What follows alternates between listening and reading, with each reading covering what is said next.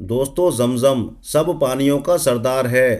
زمزم کا پانی شیر خوار حضرت اسماعیل علیہ السلام کی پیاس بجھانے کے بہانے اللہ تعالیٰ نے تقریباً 4000 سال پہلے ایک معجزے کی صورت میں مکہ مکرمہ کے بے آب و غیر ریگستان میں جاری کیا، جو آج تک جاری ہے۔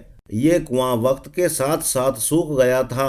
نبی پاک صلی اللہ علیہ وسلم کے دادا حضرت عبد المطلب نے اشارۂ خدا بندی سے دوبارہ کھدوایا، جو آج تک جاری اور ساری ہے۔ دوستو، صحرائے عرب میں دو پہاڑی صفا اور مروہ کے بیچ تپتی زمین پر ایک معصوم بچہ پیاس کی شدت سے اپنی ایڑیاں رگڑ رہا تھا۔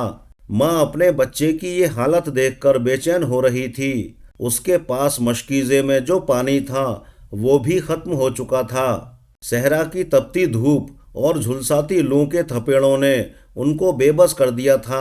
ماں اپنے بیٹے کو سسکتا بلختا دیکھ نہ سکی اور پانی کی تلاش میں سامنے موجود صفا کے پہاڑ پر چڑھ گئی، لیکن وہاں اسے پانی نہ ملا اور وہ اس پہاڑی سے اتر کر تیزی سے دوسری پہاڑی مروہ پر چڑھ گئی۔ پہاڑی پر پہنچ 3-4 چکر لگا کر ممتا کی محبت کے ہاتھوں مجبور ہو کر وہ واپس آئیں۔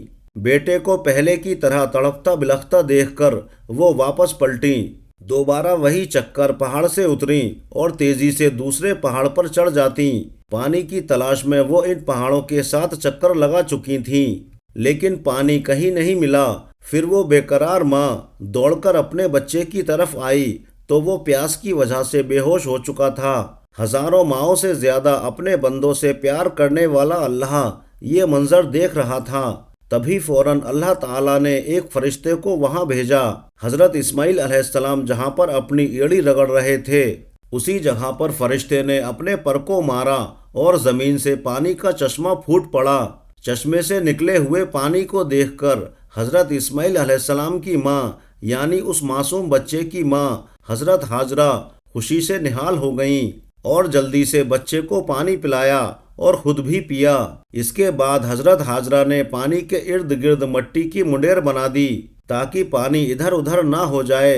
حضرت محمد مصطفیٰ صلی اللہ علیہ وسلم نے فرمایا کہ اگر ہاجرہ اس پانی کے ارد گرد منڈیر نہ بناتی تو آج یہ پانی ایک دریا کی شکل اختیار کر لیتا۔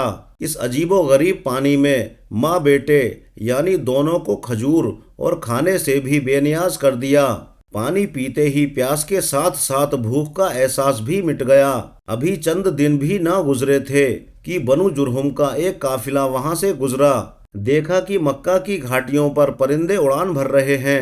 ان کے لیے یہ منظر حیران کن اور ناقابل یقین تھا، کیونکہ اس علاقے میں تو دھول اڑتی تھی اور لوں کا گزر ہوتا تھا۔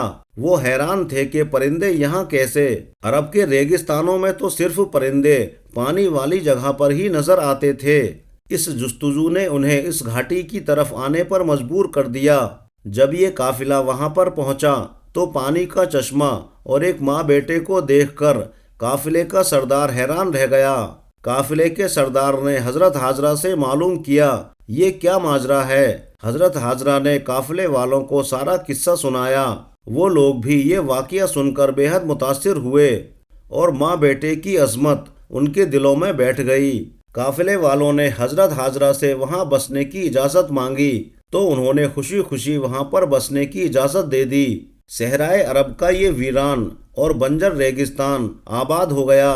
حضرت اسماعیل علیہ السلام جب جوان ہوئے تو ان کی شادی قبیلے کے سردار عمر بن مخاص کی بیٹی کے ساتھ ہوئی۔ حضرت اسماعیل علیہ السلام کی جو اولاد پیدا ہوئی وہ بنو بکر کہلائی۔ قبیلہ بنو جھائرم اور بنو بکر دونوں کئی سال تک ساتھ ساتھ رہتے رہے، لیکن بعد میں آہستہ آہستہ ان کے بیچ اختلافات شروع ہو گئے اور یہ اختلافات اس قدر بڑھ گئے کہ بنو بکر قبیلہ نے بنو جھائرم قبیلہ کو علاقے سے باہر ہی کر دیا۔ بنو جھائرم قبیلہ نے علاقہ چھوڑنے سے پہلے خانہ کعبہ کا سارا خزانہ اور وہاں کی قیمتی چیزیں زمزم کنویں میں ڈال دیں اور مٹی سے کنویں کو بند کر دیا اور زمین کو برابر کر دیا۔ زمزم کے ارد گرد کا علاقہ ایک بار پھر سے ویران ہو گیا۔ حج کے دنوں میں وہ علاقہ آباد ہوتا تھا اور آب زمزم کا قصہ یاد ماضی بن کر رہ گیا۔ اسی طرح کئی سال گزر گئے۔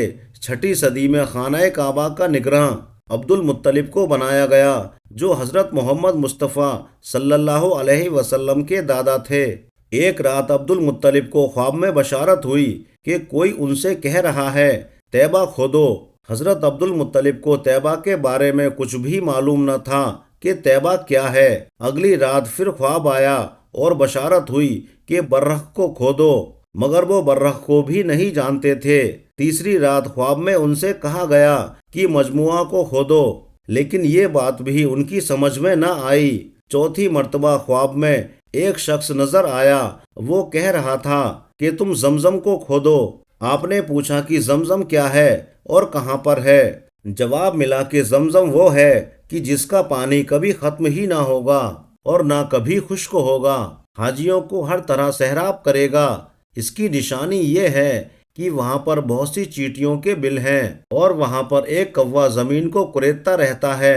اگلے دن صبح سویرے عبد المطلب اپنے بیٹے حارث کو ساتھ لے کر زمزم کی تلاش میں چل دیے، اور ڈھونڈنے کے بعد ان کو وہ جگہ مل گئی جس کی تلاش میں وہ آئے تھے۔ عبد المطلب نے اپنے بیٹے کے ساتھ وہ زمین کو کھودنا شروع کر دیا۔ تبھی اہل قریش وہاں آئے اور ان کو کھدائی کرنے سے روکنے لگے اور کہنے لگے کہ اس جگہ تو بتوں کے نام پر قربانیاں دی جاتی ہیں، یہ مقدس جگہ ہے۔ عبد المطلب نے یہ بات سن کر انسنی کر دی اور کھدائی جاری رکھی، مگر قریش نے باپ بیٹے کی کوئی مدد نہ کی۔ 3 دن کی محنت کے بعد آخر کار گوہر مقصود ہاتھ آ ہی گیا۔ عبد المطلب کھدائی کرتے اور حارث مٹی اٹھا کر باہر پھینکتے رہے۔ زمزم کا کنواں نکل آیا اور عبد المطلب کے ہاتھ بے شمار خزانہ ملا جو بنو جہیرم قبیلے نے زمزم کنویں میں دفن کیا تھا۔ اب قریش کی بھی آنکھیں کھل گئیں۔ وہ عبد المطلب کے پاس آئے اور کہنے لگے، کنواں تو ہمارے باپ اسماعیل کا ہے، جو خزانہ آپ کو ملا ہے اس میں ہمارا بھی برابر کا حصہ ہے۔ عبد المطلب نے صاف صاف انکار کر دیا۔ قریش والے بھی پیچھے ہٹنے والے نہیں تھے، انہوں نے لڑائی اور جھگڑے کی دھمکی دی۔ ابن اسحاق کی روایت میں ہے کہ معاملہ خراب ہوتا دیکھ کر عبد المطلب نے پیشکش کی معاملے کا سمجھوتا کر لیا جائے۔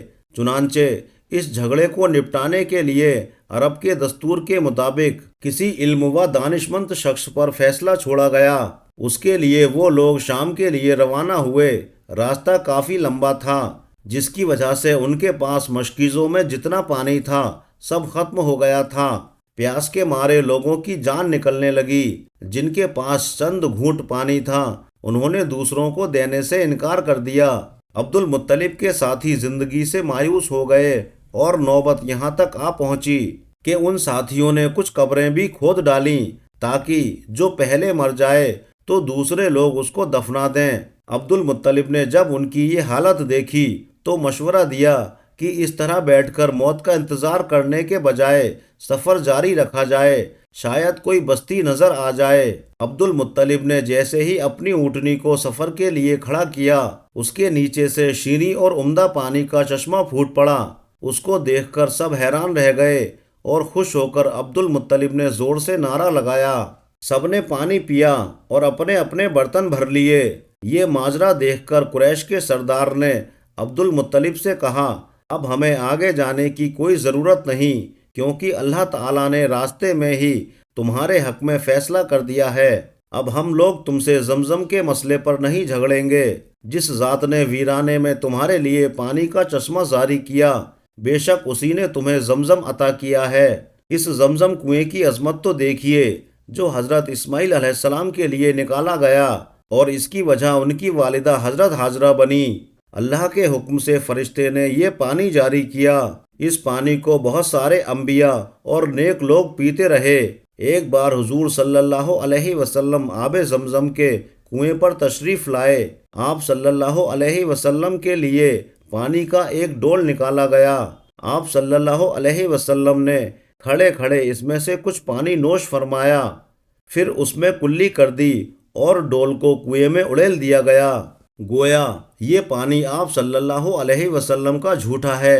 حضور صلی اللہ علیہ وسلم نے ارشاد فرمایا، آب زمزم ہر بیماری کے لیے شفا ہے۔ آب زمزم کا کنواں خانہ کعبہ کی جنوب مشرق میں تقریباً 21 میٹر کے فاصلے پر تہخانے میں موجود ہے۔ اس کنویں کی گہرائی تقریباً 98 فٹ ہے۔ 1953 تک یہ پانی ڈول کے ذریعے ہی نکالا جاتا تھا، مگر اب مسجد حرام اور اندر اور باہر الگ الگ جگہوں پر آب زمزم کی سبیلیں لگا دی گئی ہیں۔ زمزم کا پانی مسجد نبوی میں بھی عام ملتا ہے اور حجاج اکرام یہ پانی دنیا بھر میں اپنے ساتھ لے جاتے ہیں۔ آب زمزم دنیا کا وہ واحد پانی ہے جس کو پینے کے بعد بیماریوں سے شفا ملتی ہے اور جس کو پیتے وقت مانگی جانے والی دعا بھی قبول ہوتی ہے۔ اللہ تعالیٰ سے دعا ہے کہ جس طرح اس نے ہمیں اس دنیا میں آب زمزم کی نعمت عطا فرمائی ہے، اسی طرح حوض کوثر پر بھی ہمیں ہمارے پیارے نبی حضور صلی اللہ علیہ وسلم کے ہاتھوں آب کوثر پینا نصیب فرمائے، آمین۔ تو دوستو، آج کی ویڈیو میں بس اتنا ہی۔ یہ ویڈیو آپ کو کیسی لگی ہمیں کامنٹس کر کے ضرور بتائیے گا۔